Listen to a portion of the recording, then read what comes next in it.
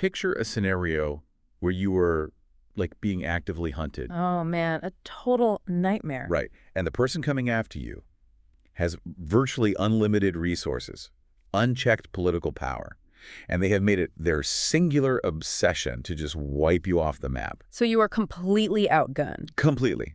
Outgunned, outnumbered, and really you're running out of places to hide. Yeah. But before we dive into how you might possibly survive a situation like that, I want to warmly welcome you to our deep dive today. And I actually want to offer a heartfelt, divine blessing for your day and the entire week ahead. Absolutely. May you find incredible peace, real clarity in whatever you're facing right now, and may all your endeavors be truly fruitful. It is just wonderful to have you with us. It really is. And the scenario you just described, I mean, that isn't from some modern political thriller. No, not at all. Our sources today are this fascinating text and some really great accompanying scholarly notes from an ancient historical account. We're looking at 1 Samuel chapter 26. Yeah, that critical moment between King Saul and David.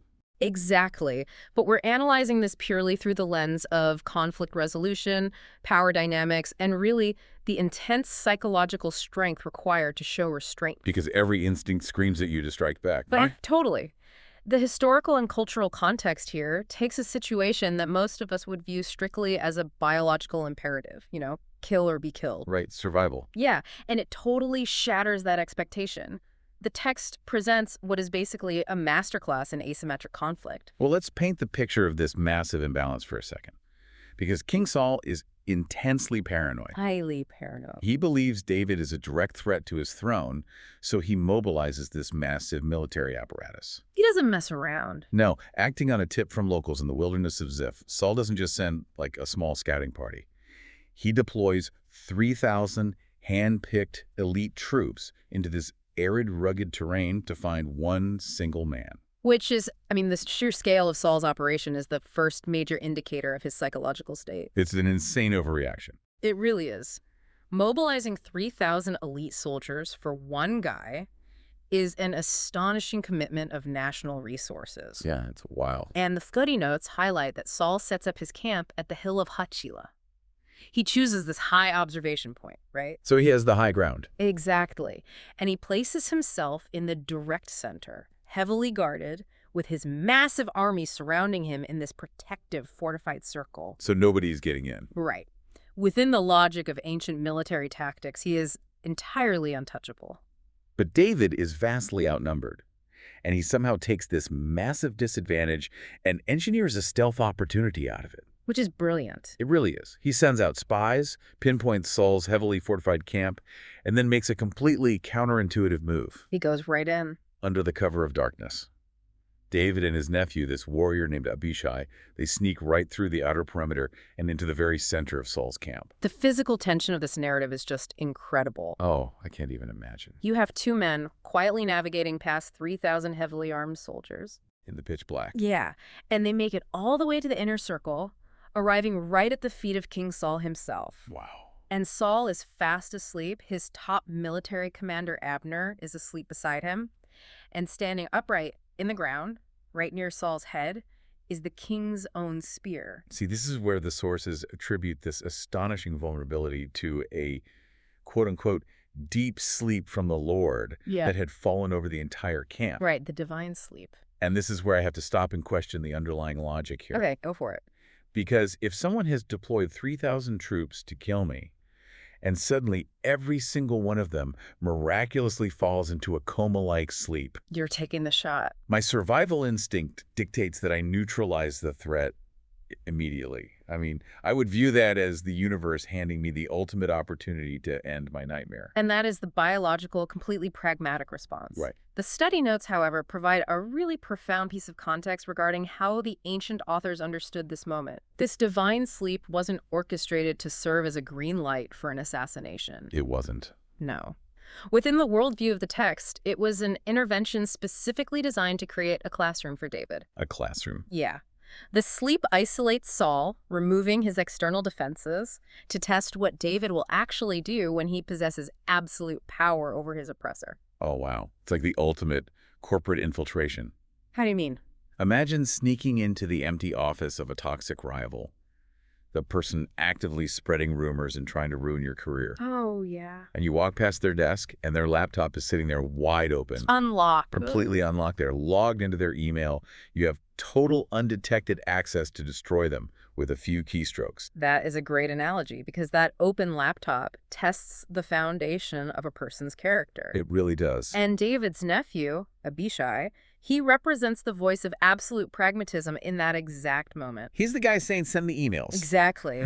Abishai looks at the sleeping king and whispers to David that this is a divine delivery. Right. He literally asks for just 1 second to pin Saul to the ground with a single strike of the spear. Strike. From a strictly military standpoint, Abishai is offering a flawless solution. I mean, the threat is neutralized, the war is over, and not a single guard even wakes up. But David makes an agonizing ethical decision in the heat of that moment. He really does. He strictly forbids Abishai from harming Saul. Yeah. David points out that Saul is the Lord's anointed, meaning Saul's position as king was divinely appointed. Right, it's a sacred role. So David essentially argues that it is not his jurisdiction to remove a king. He declares that Saul's fate will just be left to time. Yeah, that he will either die a natural death or perish in battle someday. Which takes so much restraint. It's massive. By refusing to strike, David subverts the entire cycle of violence. Yeah. And the text uses brilliant symbolism here, which the scholarly notes really draw out nicely. Oh, with the items he takes. Exactly. Instead of taking Saul's life, David instructs Abishai to take the king's spear and his water jug, which were ratting right by his head. Right. And then they just slip away back into the darkness. The physical items they choose to take are just so specific. They carry immense weight. I mean, the spear is the ultimate symbol of the king's political power, his military authority, and crucially, his intent to kill. Because Saul had actually thrown a spear at David in a previous encounter, right? Yes, exactly. And then the water jug represents biological survival. Sure. In the arid, hostile environment of the Judean wilderness, water is literally the difference between life and death. Right, you can't survive without it. So by taking the spear and the water jug, David is symbolically and literally taking Saul's political and physical life into his hands. That is so powerful. Leaving the sleeping king and walking away with those items is like the ancient equivalent of taking a time-stamped photo. Oh, I like that. Because think about the modern struggle of letting go of vengeance. It is incredibly exhausting to constantly try to even the score in personal conflict. It drains you. It does. If someone hurts you, the impulse is to hurt them back, creating this never-ending cycle of retaliation. Right.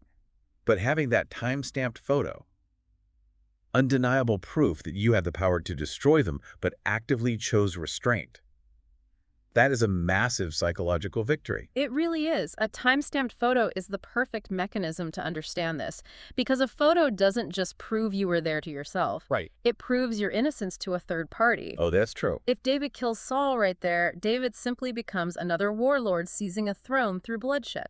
He loses the moral high ground. Exactly. His reign would be contested forever. By walking away with undeniable evidence of his mercy, David maintains absolute moral authority. But he doesn't just keep these items in a private display case, though. No, she does not. He weaponizes that evidence. The narrative shifts from this quiet stealth operation to a massive public broadcast. It gets loud. Yeah.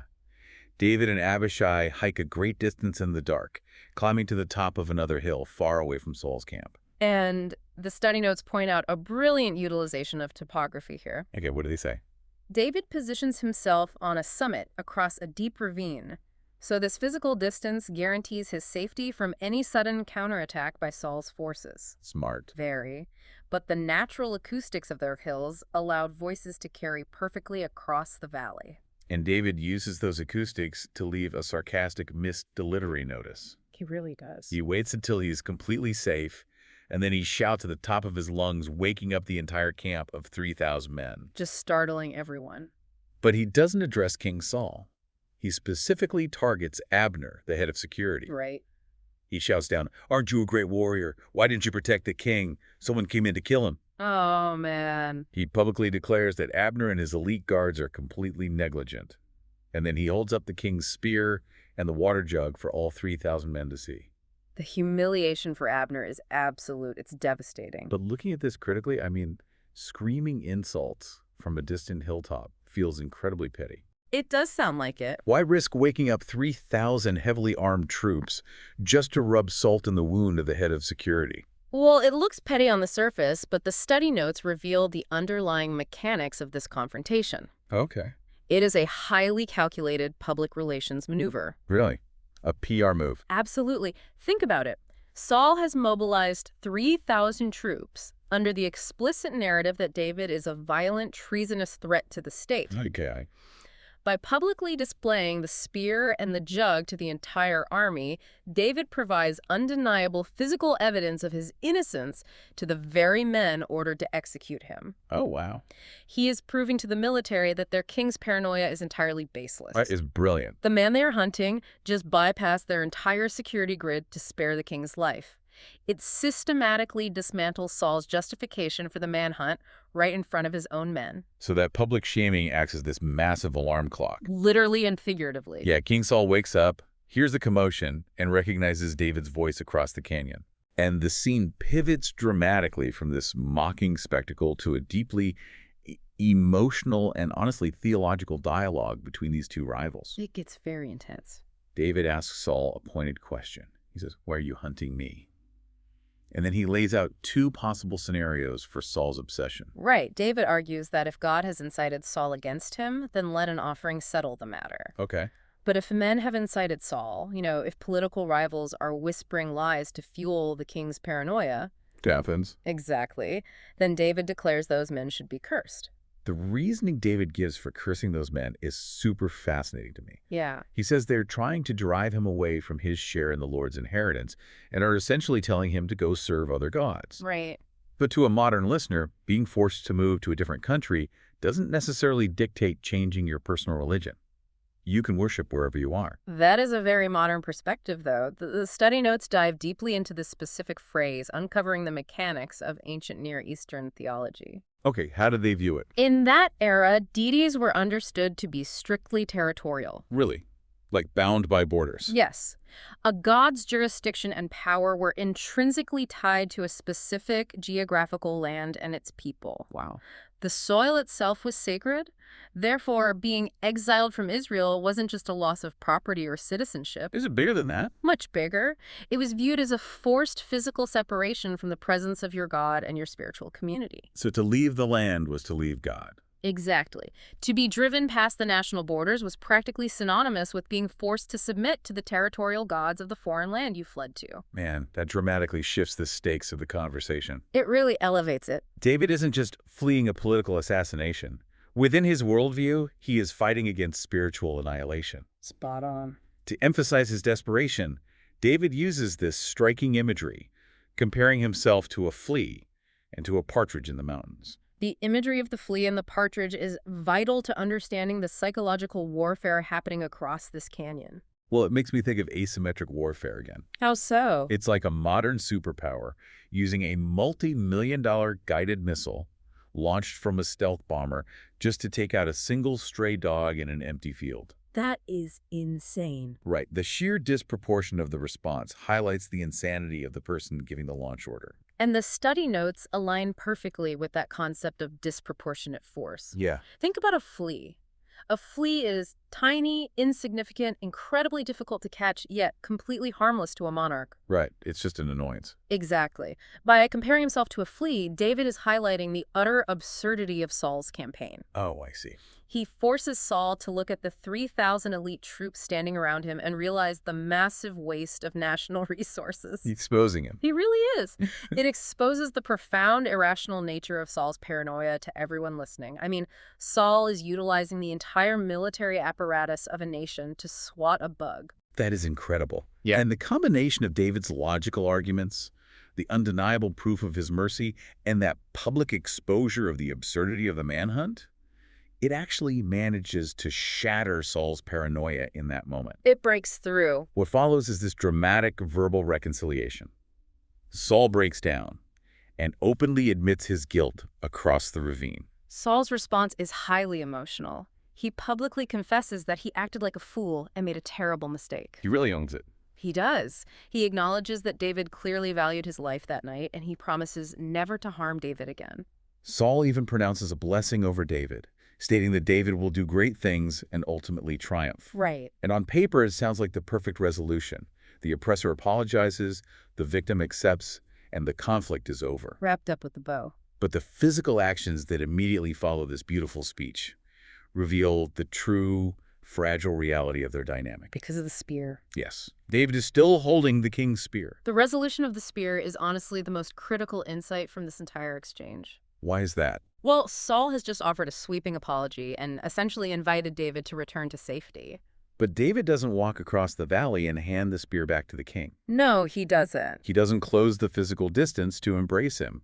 He calls out and tells Saul, "Send one of your young men over here to come get it." And the study notes identify this demand for a middleman as a highly diplomatic yet ironclad refusal. It's hard boundary. Exactly.